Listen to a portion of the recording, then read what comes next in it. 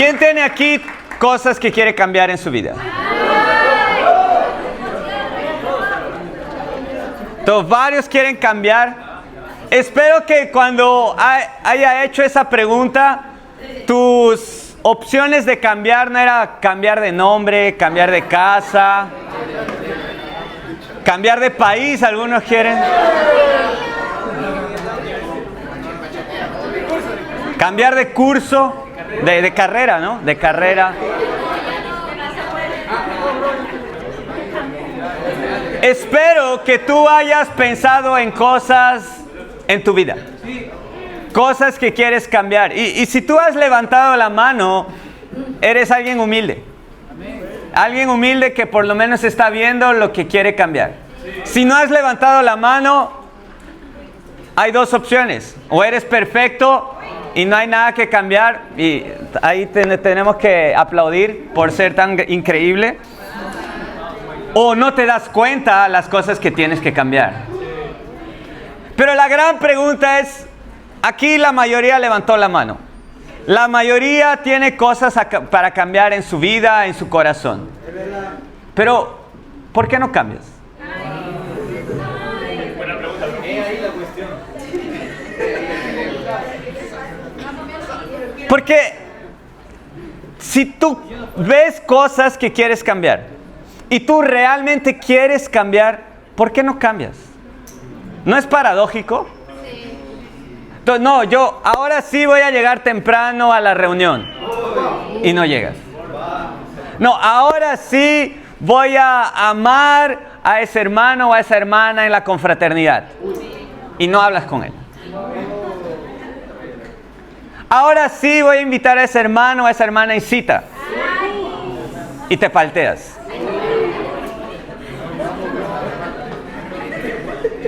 O ahora sí, ya me cansé de la impureza, voy a dejar de ser impuro.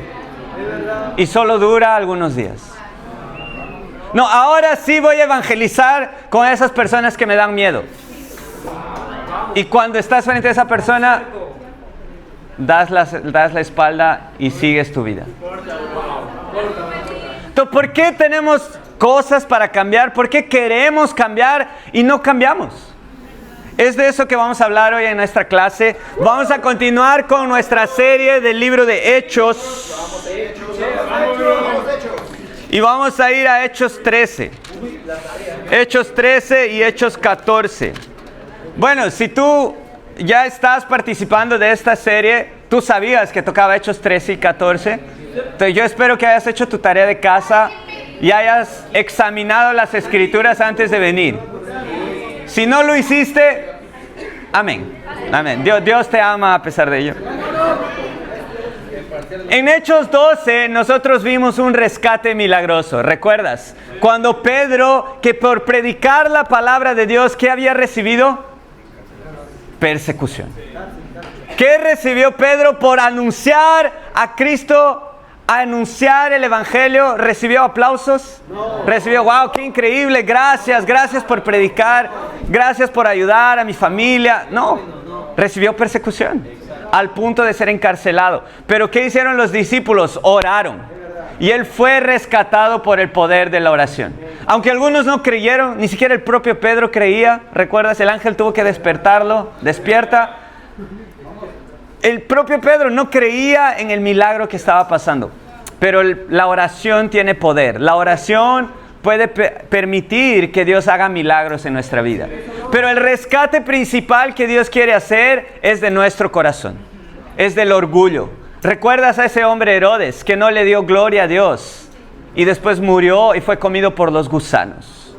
Nosotros vimos que ese puede ser nuestro corazón cuando tenemos el mismo corazón del rico de Lucas 16, de creer que tenemos mejores ideas. Yo tengo un mejor plan de salvación que la Biblia. Yo tengo una mejor idea de cómo discipular. Yo tengo una mejor idea de cómo amar al prójimo. Y nos olvidamos de cuál era la idea de Jesús. Entonces Dios nos quiere rescatar del orgullo que hay en nuestro corazón. Vamos a continuar con nuestra serie y hoy día tenemos 2 capítulos. Entonces espero que hayas tomado desayuno, que no estés con hambre. Espero que nadie salga, ¿no? Durante la prédica para comer. Hechos 13, versículo 1. En la iglesia de Antioquía eran profetas y maestros: Bernabé, Simeón, apodado el Negro, Lucio de Cirene, Manaén, que se había criado con Herodes el tetrarca, y Saulo. Wow, aquí ya puedes ver un poco de la diversidad de la cual se componía el reino de Dios. Entonces, a mí me llama la atención eso, ¿no? Simeón, apodado como el Negro. Entonces, yo no creo que haya sido el negro porque no era negro. Probablemente era negro, ¿no? Y eso es lo que Bueno, Simeón tenía un nombre súper común, ¿no? Todo el mundo tal vez se llamaba Simeón. Entonces tenían que diferenciar. Aquí hay creo 3, 4 Andreas. Y tenemos que diferenciar qué Andrea es cuál Andrea. Entonces yo pido perdón, hermanos, porque yo muchas veces me confundo. Llamo a una a otra de otro nombre. Entonces, espero que tú no... Amén. Pero aquí Simeón tenía un apodo específico. Un apodo que no creo que luchaba, ¿no? Porque no estaría en la Biblia. Pero eso es lo increíble del reino de Dios. El reino de Dios donde hay tanta diversidad y aún así hay armonía porque todos tenemos el mismo objetivo. Entonces, a mí me inspira que aquí en el reino de Dios tenemos gente desde Comas. ¿Quién es de Comas aquí? Hay gente que viene desde San Juan de Miraflores. Allá, San Juan hasta el fondo. Y siempre los que vienen de más lejos les gusta sentarse más al fondo, ¿no? Creo. Hay gente de San Juan del Lurigancho aquí, creo. Hay gente aquí de... ¿Qué otros barrios? Puente Piedra. Hay gente aquí de Pueblo Libre. Alguien de San Miguel.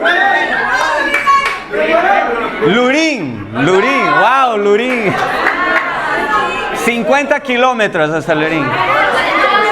Hay gente de Miraflores. Por ahora no. Guaral, wow. Pero a pesar de todo, ¿hay gente de Magdalena también? Una.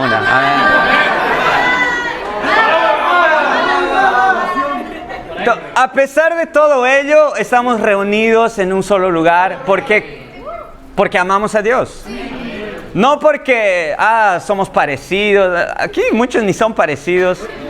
Como dijimos en una prédica, ¿recuerdas?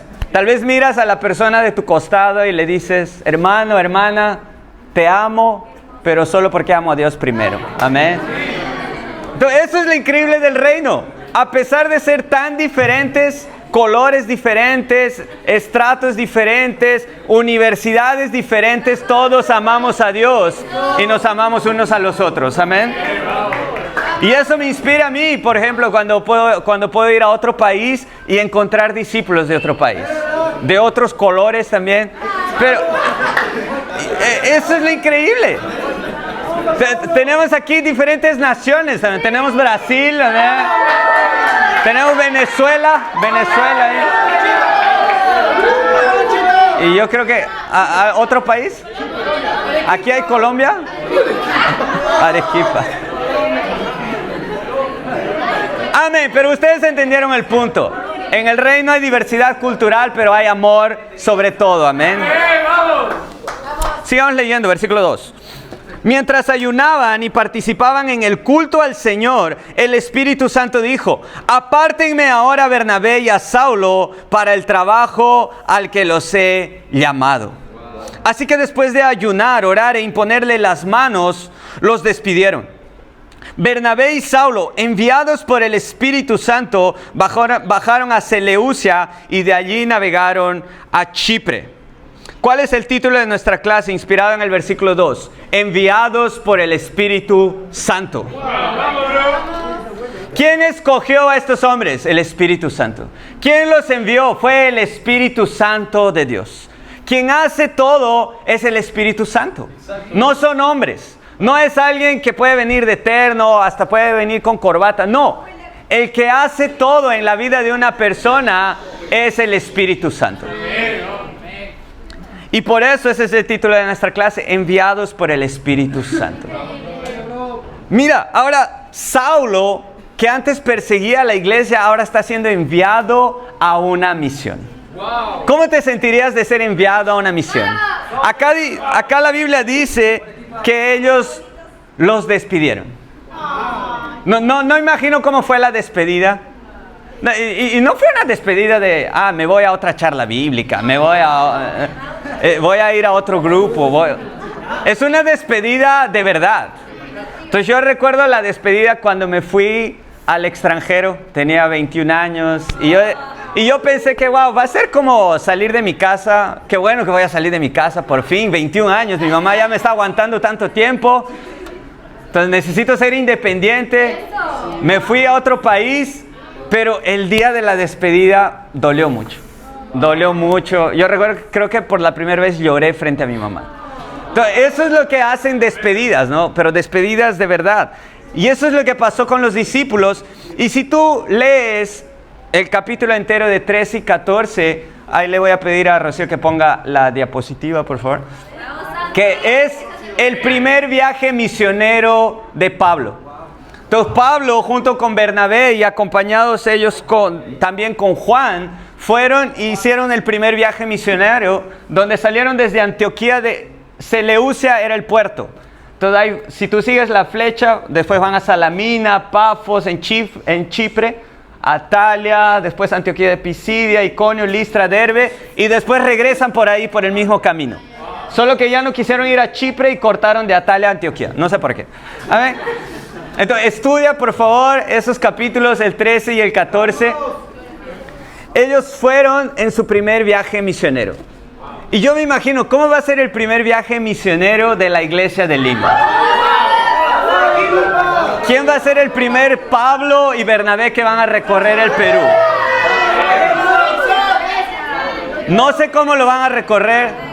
No sé si va a ser en taxi, va a ser en bus, en avión, en moto.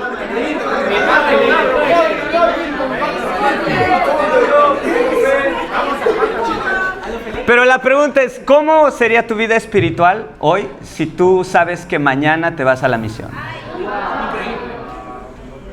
¿Cómo estarías espiritualmente si sabes que en julio de este año tú vas a ir a la misión a Arequipa? ¿Cómo serían tus oraciones? ¿Cómo sería tu evangelismo? ¿Cómo sería tu asistencia en la iglesia? ¿Cantarías desanimado o estarías animado? ¿Cómo te sentirías de que son los 2 últimos meses que vas a ver a los discípulos en Lima? ¿Seguirías llegando a cualquier hora o darías todo tu corazón para estar temprano? Y hay veces solo esperamos que alguien nos llame. Hay veces solo esperamos que alguien nos diga para ir recién comenzar a dar todo nuestro corazón. ¿Y por qué no lo hacemos ahora? Ahora ya eres un misionero. Eres misionero en el distrito que Dios te puso. Eres misionero en la universidad que Dios te puso. Pero ¿cómo está tu compromiso espiritual? ¿Entiendes que eres un misionero enviado por el Espíritu Santo o no? ¿O crees que es alguien que te ha puesto ahí? Es alguien, me han mandado a esa charla bíblica. ¿Qué es charla bíblica? Es un grupo de discípulos que se reúnen en un sector para poder avanzar el reino de Dios. ¿Y tú, cómo estás en esa charla bíblica? ¿La consideras tu misión o es un peso? ¿O es, tengo que ir a la charla? Porque, ese horario, qué horrible el horario que escogen. ¿O estás como un misionero, como Pablo, que estaba dispuesto a ir donde quiera que sea para predicar el evangelio? Y ahora es eso lo que vamos a ver. ¿Cuál fue el corazón de Pablo yendo a cada una de esas ciudades? Versículo 4. Al llegar a Salamina, predicaron la palabra de Dios en las sinagogas de los judíos. ¿Cuál era la religión de esa época? El judaísmo. Ellos tenían sus templos, ellos tenían todo. Y imagínate ser Pablo. y llegaron a una ciudad donde no habían discípulos. Solo había gente religiosa. Solo había la tradición de siempre. Solo había las mismas iglesias de siempre, las mismas sinagogas de siempre, pero no había discípulos de Jesús. ¿Cuán fácil sería predicar la palabra de Dios? Pero Pablo lo hizo. Tenía también a Juan como ayudante. Versículo 6. Recorrieron toda la isla hasta Pafos. Allí se encontraron con un hechicero, un falso profeta judío llamado Barjesús, que estaba con el gobernador Sergio Paulo. El gobernador, hombre inteligente, mandó llamar a Bernabé y a Saulo en un esfuerzo por escuchar la palabra de Dios. Entonces, eso es inteligencia para la Biblia. Inteligencia para la Biblia no es cuánta nota tienes, si perteneces al quinto superior, tercio superior, si tienes maestría, doctorado, quizás tienes todo eso. Amén, qué bueno por ti. Pero inteligencia es escuchar la palabra de Dios. Amén. Amén, vamos. Versículo 8. Pero Elimás el hechicero, que es lo que significa su nombre, se le oponía y procuraba apartar de la fe al gobernador. ¡Wow! Aquí recibimos, ¿qué cosa por predicar la palabra de Dios? Oposición, persecución. Alguien que se opone. Era un hechicero. No, pero nosotros ya estamos bien. Nuestra vida está bien. ¿Qué tienes que hablar de Jesús? Quizás decía. Vamos. Incluso tenía un nombre raro, ¿no? Barjesús. Versículo 10. Versículo 9. Entonces, vamos a ver cuál fue la actitud de Pablo frente a la persecución. Versículo 9. Entonces Saulo, o sea Pablo, lleno del Espíritu Santo, clavó los ojos en Elimás, el hechicero, y le dijo: hijo del diablo y enemigo de toda justicia, lleno de todo tipo de engaño y de fraude, ¿nunca dejarás de torcer los caminos rectos del Señor? Ahora la mano del Señor está contra ti. Vas a quedarte ciego y por algún tiempo no podrás ver la luz del sol. ¡Wow! Eso es lo que hace un hombre o una mujer llenos del Espíritu Santo. No se entristecen porque alguien le persigue. Ay, es que hablaron mal de mí porque soy un discípulo. No se entristece, sino que continúa predicando la palabra de Dios. Pablo estaba predicando contra viento y marea. Pablo estaba predicando por más que solo hubiese huesos secos, como Ezequiel vio en algún momento en el valle, ¿recuerdas? Sí, vamos a Ezequiel. Pablo estaba lleno de fe y por eso estaba predicando a pesar que haya oposición. ¿Cómo es tu evangelismo? ¿Continúas predicando a pesar de que haya oposición o te da miedo? Pablo tenía claro: yo voy a predicar la palabra de Dios contra viento y marea. Pero cuando predicas la palabra de Dios, hay persecución. Es inevitable, hay persecución. Y por eso debemos recordar cuál es el primer punto, que somos enviados a la guerra espiritual. Enviados por el Espíritu Santo, primer punto, enviados a la guerra espiritual. ¿Qué es lo que Satanás quiere que tú olvides? Que hay una guerra espiritual. Queremos vivir tranquilos todo el mundo. Queremos agradar a todo el mundo. Queremos quedar bien con todo el mundo. Nadie quiere guerra. Pero hay una guerra espiritual. Pero a veces el enemigo, Satanás, nos quiere confundir con otras guerras. Las elecciones se vuelven unas guerras. Es una guerra de, yo voto por este y yo voto por el otro. Yo voto por aquel, no sé qué. Y comienzan a pelearse las personas por política. Cuando la única búsqueda de estos hombres es el poder. No importa, como ya estudiamos, recuerden, no importa derecha, izquierda, es todo sobre el poder. Y comenzamos a pensar, esa es la guerra.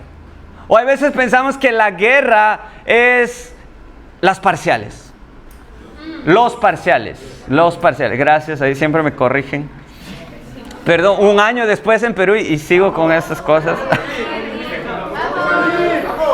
Pero después durante los parciales pensamos que estamos en una guerra con nuestro profesor. Una guerra con la universidad. Dios mío, ¿qué va a pasar? Y comenzamos a crear varias guerras en nuestra vida. O una guerra en nuestra casa, una guerra aquí, una guerra con mis deseos, con mis sueños, cuando nos olvidamos que hay una guerra verdadera. Una guerra invisible, que es la guerra espiritual. Y para luchar esa guerra espiritual, ¿qué necesitas? Armas espirituales. ¿Qué hacían los discípulos? La Biblia dice que ellos estaban ayunando. La Biblia dice que ellos estaban orando. Y la Biblia dice que ellos estaban reunidos para el culto del Señor. Esas son las armas espirituales. No puedes luchar una guerra espiritual con armas físicas. Imagínate si luchas con armas físicas. Voy a agarrar una pistola, el primero que me dice no en el evangelismo. ¡Wow! Esa no es el arma que debes usar. Imagínate, sería terrible, ¿no? ¿Qué necesitas? Armas espirituales. Orar, ayunar, reunirnos, pero no podemos quedarnos aquí contentos. Hermanito, hermanita, necesitamos ir a esa guerra espiritual. Porque no se trata de ser monjes, de estar orando todo el día, de estar en una montaña aislado, que nadie sepa que soy discípulo. No, se trata de usar esas armas espirituales para ir a la guerra espiritual. ¿Y dónde está la guerra espiritual? En el evangelismo. ¿Dónde está la guerra espiritual? En los estudios bíblicos. ¿Dónde está la guerra espiritual? En el discipulado. Cuando confrontas a alguien, ¿eso no es una guerra espiritual? Cuando necesitas mostrarle la Biblia a una persona que está cegada por sus emociones, cegada por sus tradiciones, cegada por religiosidad, y necesitas usar la palabra, dime si eso no es una guerra espiritual. ¿Cómo sales después de un estudio bíblico que es difícil? Cansado. A veces sales hasta sudando. Sales hasta, si te pesas, has perdido peso durante ese estudio bíblico. De tantas calorías que has quemado. Pero ¿qué es lo que el enemigo quiere? Lo que el enemigo quiere es que te olvides de que hay una guerra espiritual. La guerra espiritual que Pablo enfrentó era contra los religiosos de esa época. Era contra los judíos. Pero recuerdas, ¿qué era Pablo antes? Era un judío. Los que más te van a perseguir son los que eran como tú. Los que más te van a perseguir son los que participaban de las mismas cosas que tú participabas. Esos fueron los principales perseguidores de Pablo. En el versículo 45, mira lo que hacen estos hombres. Contigo, bro. Pero cuando los judíos vieron a las multitudes, se llenaron de celos y contradecían con maldiciones lo que Pablo decía. ¡Wow! Pablo estaba predicando la palabra de Dios, y ¿qué hicieron los judíos? Se llenaron de celos. Porque a ellos no les importaba que la palabra de Dios sea predicada. A ellos solo les importaba su tradición. Y no pararon por ahí, versículo 50. Pero los judíos incitaron a mujeres muy distinguidas y favorables al judaísmo y a los hombres más prominentes de la ciudad, y provocaron una persecución contra Pablo y Bernabé. Por tanto, los expulsaron de la región. Fíjate, no era una persecución, mira, se están burlando de él. Era una persecución fuerte. Era una persecución pesada. Los expulsaron de la ciudad. Ahora si tú vas al capítulo 14, versículo 2, dice: pero los judíos incrédulos incitaron a los gentiles y les amargaron el ánimo contra los hermanos. Eso es lo que el mundo religioso hace: incitar a las personas para amargarse contra la palabra de Dios, para amargarse contra los discípulos. Pero ¿qué hizo Pablo? Continuó predicando. Y cuando continúas predicando, continúa habiendo persecución. Versículo 14. ¿Qué hicieron estos hombres? 14. Al enterarse de esto... versículo 19. Capítulo 14, versículo 19. En eso llegaron de Antioquía y de Iconio unos judíos que hicieron cambiar de parecer a la multitud. Apedrearon a Pablo y lo arrastraron fuera de la ciudad, creyendo que estaba muerto. ¡Wow! A ese punto llegó la persecución a Pablo, al punto de apedrearlo y pensaron que estaba muerto. Y lo arrastraron. Pero después Pablo se levantó y continuó predicando. Amén. ¡Vamos! Incluso dice que estos hombres llegaron de Antioquía y de Iconio. Salieron de sus ciudades para buscar a los discípulos y perseguirlos. ¡Qué compromiso! Y eso es loco, ¿no? A veces no tenemos compromiso con Dios, pero contra Dios sí tenemos compromiso. Y eso puede pasar con nuestra propia vida. ¿Y cuál es el objetivo de desanimar a los hermanos, desanimar a los discípulos? Y Pablo estaba sufriendo aquello que él hizo. A veces nos quejamos de cosas que pasan en nuestra vida, pero son cosas que nosotros hicimos en el pasado. ¿Qué hizo Pablo? Pablo estaba apedreando discípulos, ahora a él lo apedrean. Y eso pasa en nuestra vida. A veces estás estudiando la Biblia con alguien que es parecido como eras tú antes de ser discípulo. Y comienzas a quejarte. Wow, ese chico no cambia, esa chica es así. Ay, pero esa chica y su enamorado. Y comienzas a quejarte. O hay veces en el discipulado, estás discipulando a un discípulo o a una discípula que está luchando con algo que tú ya luchaste en el pasado. Y comienzas a quejarte. Ay, ¿hasta cuándo va a ser así? ¿Cuándo va a cambiar? Cuando te olvidas que tú eras así. Y solo Dios te está mostrando cómo era difícil cambiarte a ti. Cómo era difícil estudiar la Biblia contigo. Cómo era difícil orar por ti. Cómo era difícil ayunar por ti. Cómo era difícil llamarte para estar en el reino de Dios. Y nos quejamos. Pero Pablo no se quejó y continuó predicando. Pero ¿por qué surge la persecución? Hoy en día, ¿cómo podemos ver la persecución? Creo que no te van a apedrear. No sé si alguien ya lo han apedreado aquí. Espero que no. No creo que te expulsen de tu distrito. Te van a expulsar de donde vives. Pero infelizmente es triste que hoy se ha normalizado el cristianismo tibio. Se ha normalizado ser cristiano no practicante. Independientemente de las vertientes. Independientemente de la tradición. Sí, yo voy a veces a la iglesia, a veces no. Es que tengo otras cosas que hacer. Y se ha normalizado eso. Sí. Y el cristianismo verdadero de la Biblia es radical. Exacto. Sí. Cuando Jesús nunca dijo, sean discípulos radicales. Sean cristianos radicales. Jesús nunca dijo eso. Jesús simplemente dijo, sean mis discípulos. Pero nosotros muchas veces somos tildados de radicales. En la universidad, wow, no, ese grupo es muy radical. Te van a llamar para que evangelices todos los días. No, ese grupo, yo me topé con algunas personas en la universidad, en la Cato, y me hablaron de ese grupo, es un grupo muy controversial.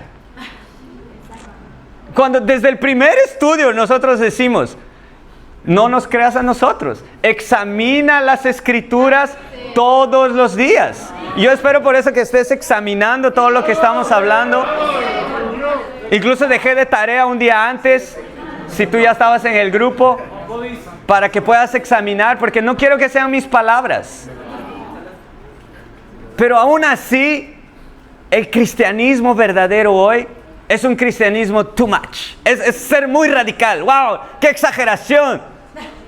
Imagínense, a Jesús lo hubieran tenido que crucificar de nuevo hoy día. Y es triste. Es triste que hemos normalizado un cristianismo tibio. Es triste que hemos normalizado un cristianismo no practicante. Y ahora hay cristianos practicantes, no practicantes. Cuando en la Biblia no existe eso. Lo único que existe es ser o no ser discípulo de Jesús. Pero debes tomar cuidado. Si tú hoy te consideras un discípulo, debes tomar cuidado. Porque tal vez piensas que tu guerra es contra esos judíos. Tu guerra es contra el mundo religioso. Tu guerra es contra la tradición. Y te olvidas que tu guerra no es con ellos. Efesios 6:12 dice que la guerra es contra autoridades y poderes en el alto. ¡Wow! Eso sí me da miedo. Mi guerra no es contra mi mamá que no quiere que estudie la Biblia. Mi guerra no es contra mi familia que cuando comencé a estudiar la Biblia me dijo, estás perdiendo tiempo. Dedícate a tu maestría. Después vas a tener tiempo de ir a la iglesia. Después cuando tengas 50, 60 años, ahí vas a tener tiempo para todo. Y no eso es lo que pasa en el mundo religioso. Las personas van cuando a la iglesia, cuando ya son viejitos. Y yo tenía esa opción. Ok, mi mamá me dijo que estoy perdiendo tiempo. Mi familia me dice que estoy perdiendo tiempo. ¿Qué voy a hacer? ¿Les hago caso y sigo solo haciendo mi maestría o sigo estudiando la Biblia? Pero ¿cuándo vas a hacer eso? Cuando entiendas que tu guerra espiritual no es contra una persona. Tu guerra espiritual no es ni siquiera contra una tradición, no es contra una religión, no es contra nada de ello. La guerra real es contra Satanás. Y eso a mí me da mucho temor. Eso a mí me da mucho miedo. Porque hay veces podemos confundirnos y comenzar a mirar a personas. Ay, esa persona me persigue, mi jefe es así, esa persona, y comenzamos a quejarnos de lo que otros hacen cuando te olvidas que tu guerra es contra Satanás. Porque ¿qué nos dice Jesús en el Sermón de la Montaña? Ama a tu enemigo. Y eso es difícil. Siendo honesto, familia, para mí es muy difícil eso. Yo soy abierto con mi corazón. Como dice en Isaías 41, yo soy un pobre gusano que muchas veces me da rabia cuando alguien persigue. Me causa indignación cuando alguien comienza a hablar mal del reino de Dios, cuando alguien comienza a atacar a un discípulo, a atacar a una discípula y comienza a desanimarlo en su fe. Sinceramente, ¿cuál es mi tendencia siendo abierto? A guardar amargura contra esas personas. Pero ¿qué debo hacer? ¿Qué debo recordar? Que soy un gusano. Soy insignificante. Y que esas personas quizás lo están haciendo por ceguera espiritual, porque no saben lo que realmente es el reino de Dios. Pero ¿qué importa quién está persiguiendo? Lo triste es que es Satanás atacando el reino de Dios. ¿Y qué debemos hacer? Recordar que nuestra guerra es espiritual, no es contra una persona, no es contra alguien. Nuestra guerra es contra el enemigo. Y por eso Efesios 6 también nos dice, revístanse de la armadura espiritual. Entonces, es necesario revestirnos de la armadura espiritual. ¿Cómo estás recargando tus armas espirituales? ¿Cómo está tu oración hoy? ¿Cómo está tu ayuno? ¿Cómo está tu corazón en las reuniones del reino? ¿Estás animado para servir a Dios? ¿Te estás recargando de energía o vienes a las reuniones culpado? Es necesario entender que esas son nuestras armas espirituales. Si eso no te recarga, tú te vas a poner mal espiritualmente. Porque el enemigo sabe, y el enemigo sabe a quién atacar. El enemigo sabe cuál es la oveja que está más débil. El enemigo sabe cuál es la oveja que está un poquito más alejada del resto del rebaño. El enemigo sabe cuál es la oveja que está teniendo dudas, que está luchando con sus emociones, que está prefiriendo simplemente asistir películas en vez de orar. El enemigo sabe las personas que están procrastinando hacer un ayuno. El enemigo sabe de todo ello. Y es a ellos que va a atacar. Porque a final de cuentas, ¿qué es lo que tenemos que recordar? Segundo punto, enviados a transformar corazones. ¿A qué nos ha enviado el Espíritu Santo? No a cambiar una cultura, no a cambiar la política, no a cambiar tu vida, de darte más calidad de vida. No, lo que el Espíritu Santo ha hecho en nuestra vida es enviarnos a transformar corazones. Y ese es el cambio más difícil. Dime si ese no es el cambio más difícil con las personas que estás estudiando la Biblia. Dime si no es el cambio más difícil con la persona que estás discipulando. Hasta le puedes desafiar, bro, córtate el cabello.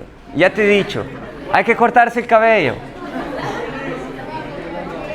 Vamos, yo te llevo a mi peluquero, vamos. Yo te pago el corte.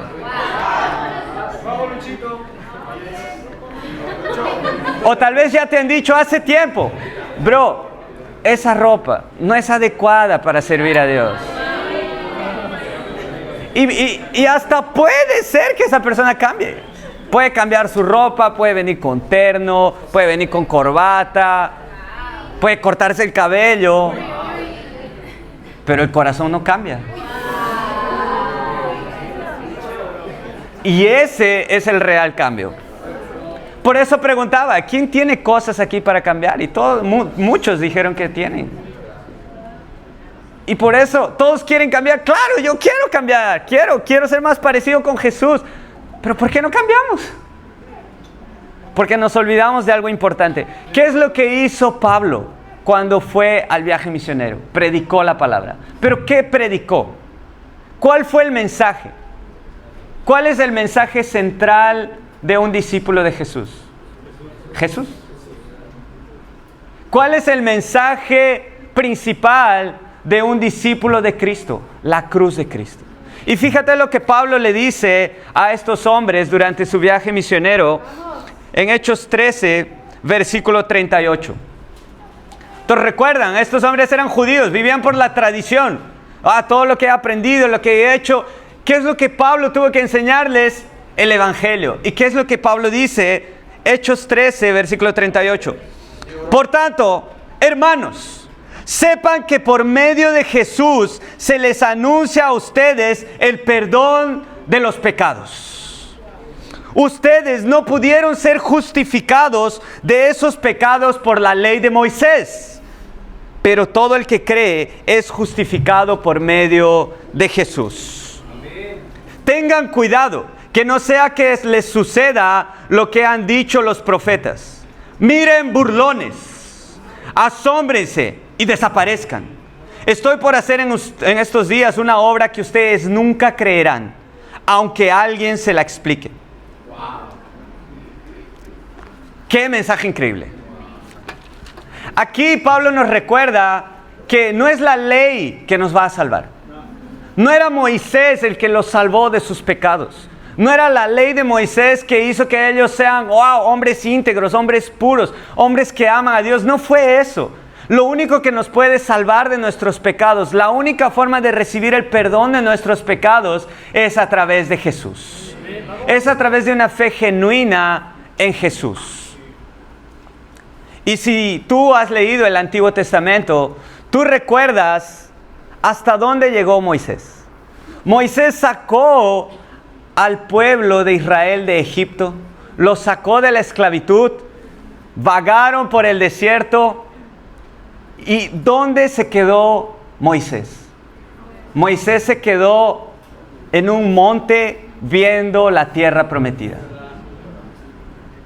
Él solo pudo ver la tierra prometida, pero él no pudo entrar a la tierra prometida. ¿Quién entró a la tierra prometida? Josué. Y Josué en hebreo tiene la misma raíz de Joshua. Y Joshua es Jesús. La ley de Moisés, la palabra de Dios solo te puede hacer ver la vida eterna. Pero el único que te puede hacer entrar en la vida eterna es Jesús. Solo Jesús puede hacer que tú entres en esa tierra prometida, en esa tierra de descanso, en el reino de Dios. No es un esfuerzo humano, no es lo que alguien enseñó, no es la ley de alguien, no es la tradición de alguien, no es un sacramento, no es lo que me dijo él, me dijo ella. Es apenas Jesús el que te puede hacer atravesar a la vida eterna. Pero ellos no entendían eso. Porque ellos querían vivir de su ley, querían vivir de su tradición, querían vivir, pero eso me ha enseñado mi papá, eso me ha enseñado mi mamá, eso me ha enseñado mi abuelo, eso me han enseñado todos. Y Pablo aquí llega con un conocimiento revolucionario, pero eso no te ha limpiado de tus pecados.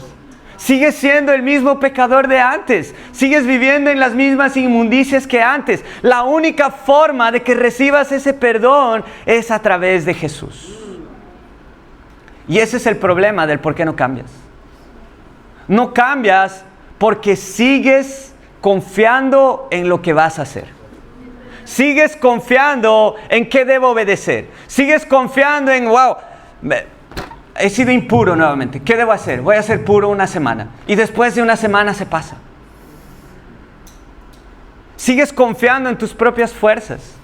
Sigues confiando en ti mismo. Sigues confiando en tu ley. Sigues confiando en lo que te han dicho, lo que debes hacer. Y ni siquiera lo haces por convicción, sino lo haces porque alguien te ha dicho que lo hagas. Y eso es triste. Es triste cuando personas van a la iglesia porque tienen que hacerlo. Porque alguien les dijo que lo hagan. Y no es por Jesús. Porque cuando no es por Jesús, comienzas a vivir una vida pesada. Comienzas a vivir una vida que no cambia. Tal vez hasta cambia exteriormente, pero no cambia en el corazón. ¿Cuál es la clave? Recordar el sacrificio de Cristo. Pero tampoco no podemos ir al otro extremo. Amén, Cristo ya murió, entonces todos somos salvos. Eso es una gracia barata. Necesitamos entender cuál fue el sacrificio de Cristo. Cuando entiendes el sacrificio de Cristo, tú ves lo que Él enseñó en Juan 3. Nacer de nuevo, nacer del agua y del Espíritu. ¿Pero cómo? ¿Entro al agua y ya está? No. Necesitas ¿qué? Lo que se predica en Hechos, el plan de salvación, creer en el mensaje de la cruz, arrepentirte y bautizarte, y no basta con ello. Necesitas vivir y perseverar como un discípulo hasta el fin de tus días. Pero no nos gusta eso. O nos gusta estar culpándonos mucho, o nos gusta, amén, ya hice una obra buena, hice otra obra mala, estoy 0-0, Dios me entenderá. Y eso es una gracia barata. Necesitamos entender de una vez por todas que más que tú cambies, tú necesitas entender qué es lo que Dios quiere de tu vida. ¿Qué es lo que Dios quiere de tu vida? Hebreos 4, versículo 14.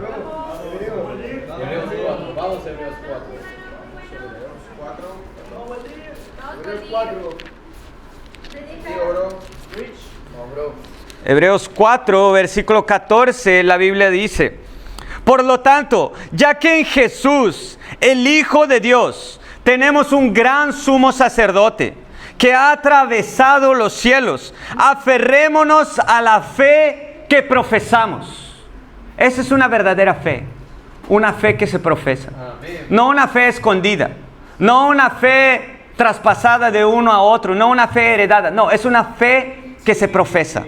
Versículo 15, porque no tenemos un sumo sacerdote incapaz de compadecerse de nuestras debilidades, sino uno que ha sido tentado en todo, de la misma manera que nosotros, aunque sin pecado.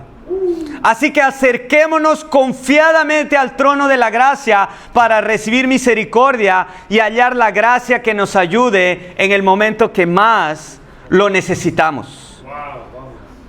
Fíjate ahora el versículo 7. Capítulo 5, versículo 7. En los días de su vida mortal, Jesús ofreció oraciones y súplicas con fuerte clamor y lágrimas al que podía salvarlo de la muerte. Y fue escuchado por su reverente sumisión. Aunque era hijo, mediante el sufrimiento aprendió a obedecer. ¿Sabes a alguien que luchaba con lo mismo que tú estás luchando hoy? Jesús.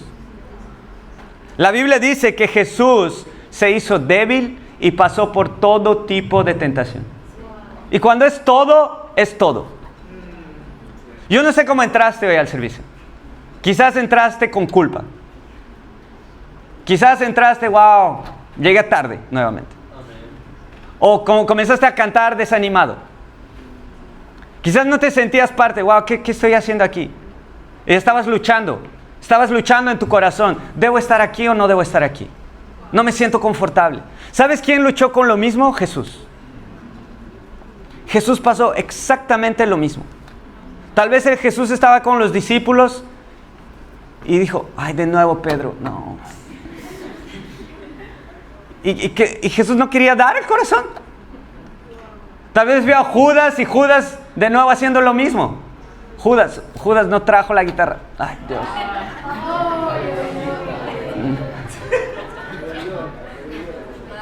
Y Jesús fue tentado, porque aquí en mi Biblia dice, yo espero que en la tuya también diga, que Él fue tentado con todo.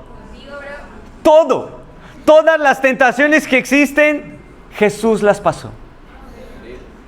Y por eso dice que Él se compadece de nuestras debilidades. Yo apuesto a que lo que quieres cambiar son tus debilidades. Son las cosas que te sientes, wow, pero sigo luchando con eso. Ya tengo 2 años como discípulo y sigo luchando con el orgullo. Ya tengo 3 años como discípulo y sigo luchando con mis emociones. Ya tengo 4 años como discípulo y sigo queriendo otras cosas más que Dios. Sigo deseando una relación más que a Dios. Ya tengo 5 años como discípulo y mi familia continúa persiguiéndome. Ya quisiera cambiar de familia, quizás piensas. Y nos olvidamos que es exactamente lo que Jesús pasó. ¿Quién persiguió a la familia? ¿A quién persiguió a Jesús? Su propia familia. María persiguió a Jesús. Sus hermanos le decían: estás loco, ¿cómo vas a predicar y no comer? Pero ¿qué hizo Jesús? ¿Quién es mi familia? Mi familia son los que hacen la voluntad de Dios. ¡Wow! Yo espero que mi mamá esté escuchando eso.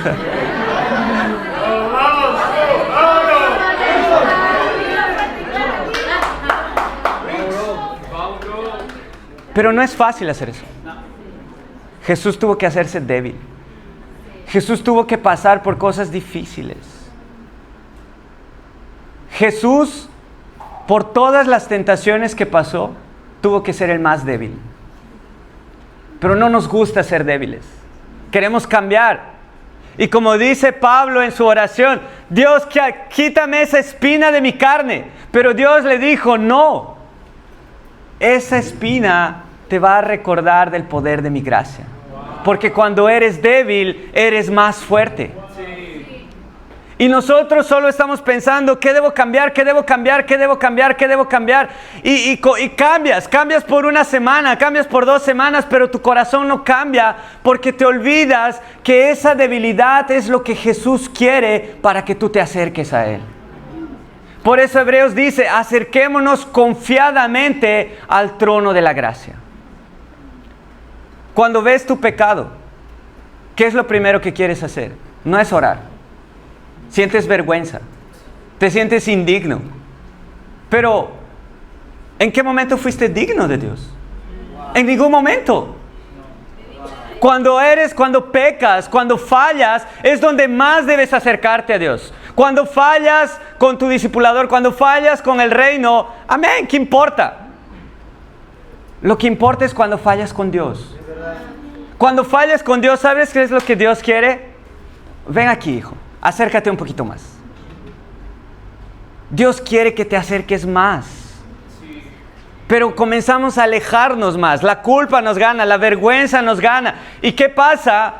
Con lo que pecaste hoy, de nuevo pecas mañana.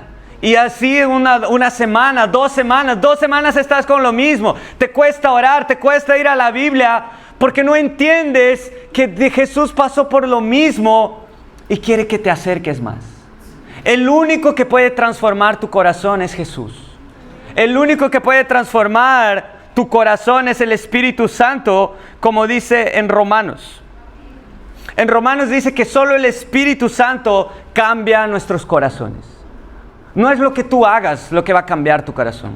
No es lo que tú dejes de hacer lo que va a cambiar tu corazón. Lo único que va a cambiar tu corazón es Jesús. El único que va a cambiar tu corazón es el Espíritu Santo. Y quizás vas a seguir luchando. Y qué bueno que vas a seguir luchando, porque ahí tienes otra oportunidad para acercarte más aún a Jesús. ¿Y sabes dónde ves más tus luchas? Vamos a regresar a Hechos 14 y terminar.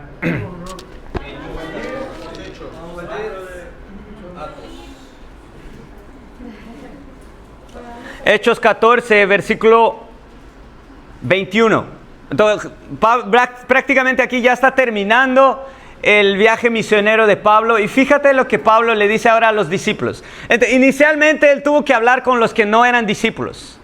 Crean en el mensaje de la cruz. Arrepiéntanse. Vuelvan a Cristo. Pero ahora, fíjate lo que Pablo le dice a los ya discípulos, o sea, a quienes ya se convirtieron. 21. Después de anunciar las buenas nuevas en aquella ciudad y de hacer muchos discípulos, Pablo y Bernabé regresaron a Listra, Iconio y Antioquía, fortaleciendo a los discípulos y animándolos a perseverar en la fe. ¿Cómo crees que Pablo los animó? Hermanos, va a ser increíble. Te vas a casar, va a ser increíble. Todo el mundo te va a escuchar. ¿Tú crees que los animó así? Mira cómo los animó. Es necesario pasar por muchas dificultades para entrar en el reino de Dios. ¿A quién le anima las dificultades? Si no te anima, no estás preparado para entrar en el reino de Dios. Si hay algo que expone nuestros corazones son las dificultades.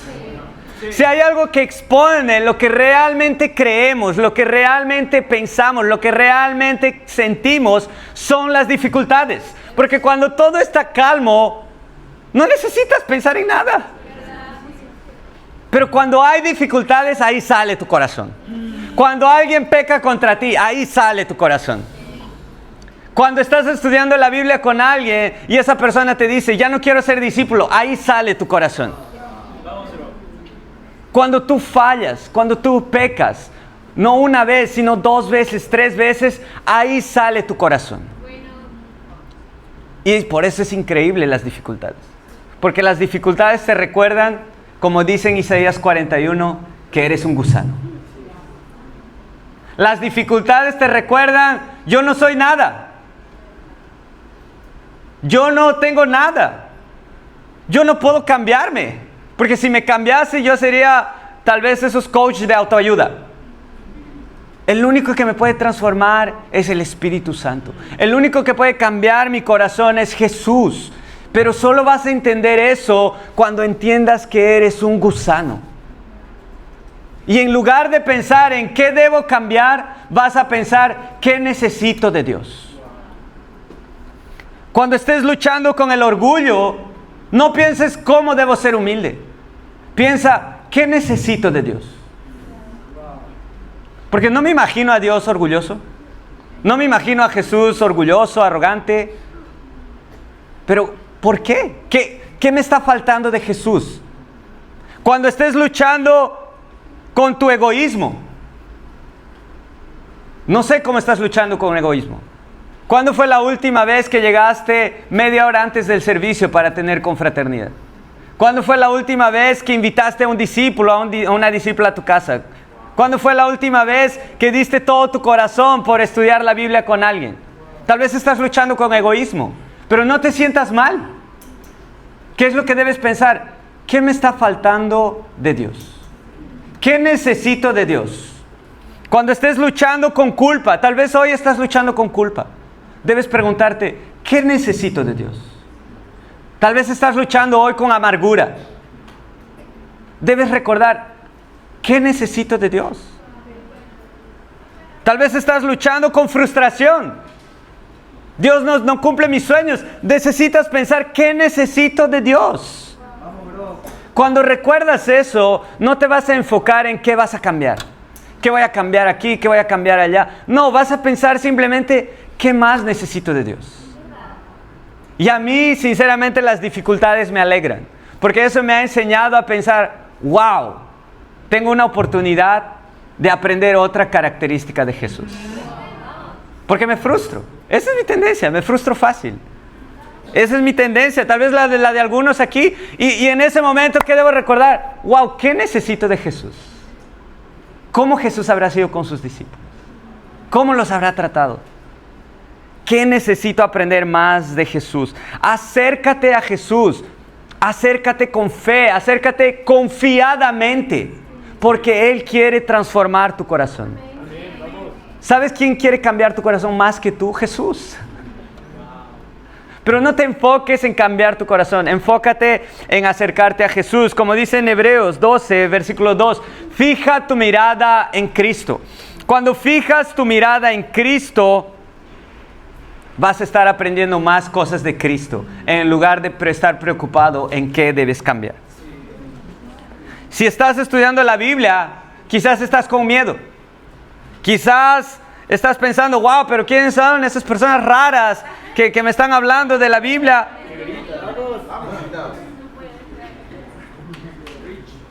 ¿Cuál es mi consejo? La verdad, pues más que mi consejo, ¿qué importa mi consejo? ¿Qué es lo que la Biblia dice? Acércate a Jesús. Ora más. Escudriña, examina las Escrituras más. ¿Para qué? Para que des un salto de fe y que Cristo te pueda hacer entrar al reino de Dios.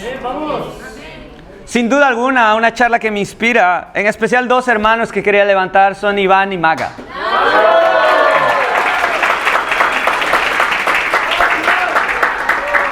Porque por la gracia de Dios yo puedo discipular a Iván y Iván tiene varias cosas que cambiar, ¿no?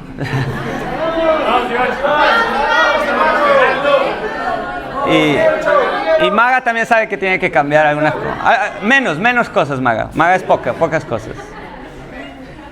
Pero ellos estaban más preocupados en qué voy a cambiar, en qué voy a hacer. Ellos vieron la situación de su charla. 2 semanas sin tener ningún fruto, 2 semanas sin tener invitados durante la reunión. ¿Qué hicieron? Necesitamos más fe. Vamos a acercarnos a Jesús. ¿Cómo vamos a acercarnos a Jesús? Vamos a hacer charlas bíblicas todos los días. Hicieron charlas bíblicas todos los días y Dios bendijo. ¿Por qué? Porque no fue su esfuerzo de ellos. Incluso ni siquiera podían estar en todas las charlas humanamente hablando. Tienen clases, tienen que estudiar para parciales. Pero ellos confiaron, Dios va a hacer algo. Y Dios hizo, todas las charlas tenían invitados. Tienen varias personas que están estudiando la Biblia.